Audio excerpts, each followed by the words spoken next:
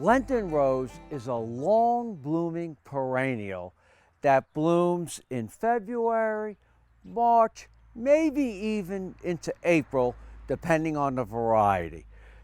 They're long-lived plants. They'll grow in full sun, bright shade, they're hardy. They'll even reseed in the garden, and they come in a beautiful array of flowers. And if you look here, we've got pinks, we have whites. Other places of the garden, we have almost reds and purples, all different shades of color. The good thing about Lenten rose, it is a good deer-resistant plant. Now, if deer are starving, they may feed on it, but deer do not normally feed on Lenten roses. We have daylilies around these in other areas, and the deer are feeding on the daylilies, but they do not touch the Lenten rose. You can divide them. The best time to dig and divide is going to be in the spring or even in August. Now, when they produce seedlings, the seed has to go through 2 winter time periods. It's a dormancy factor that you have to have 2 cold periods for the seeds to germinate. And the seeds usually germinate around the base of the plant. If you look right here, you can see lots of seedlings. So let me dig one up. So the seed fell to the ground 2 years ago, and the second winter has occurred.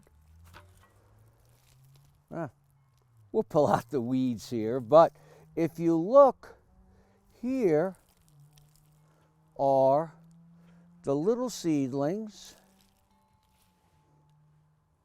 and there's lots of them here. Good time to transplant them is going to be probably in August, but I've got 1, 2, 3, 4, 5, 6, 7, 8, 9, 10, 11, 12, and they're going to look great. By then, they're going to be, maybe 10 times bigger, and you can pull them out, or you could dig them with a little soil just like this, and then transplant them in the garden.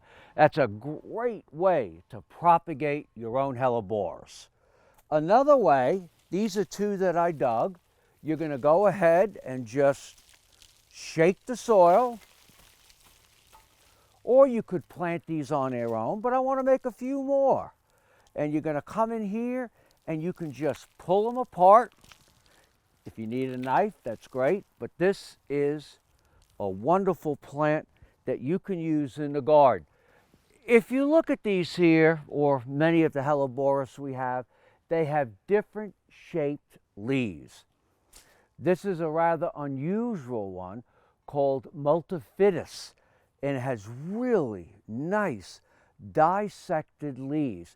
So you can find many types of hellebores, and some are pure white.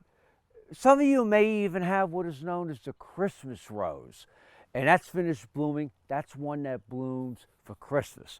Now, if you go to your store today, you may see crosses or hybrids between these unusual varieties, and they're fantastic, but keep in mind, they may cost as much as $35, $40 for a single plant, because they have to divide them, and it takes a while to do that. I'm Mark Viette. Join me next time in the garden. For more garden tips, go to inthegardenradio.com.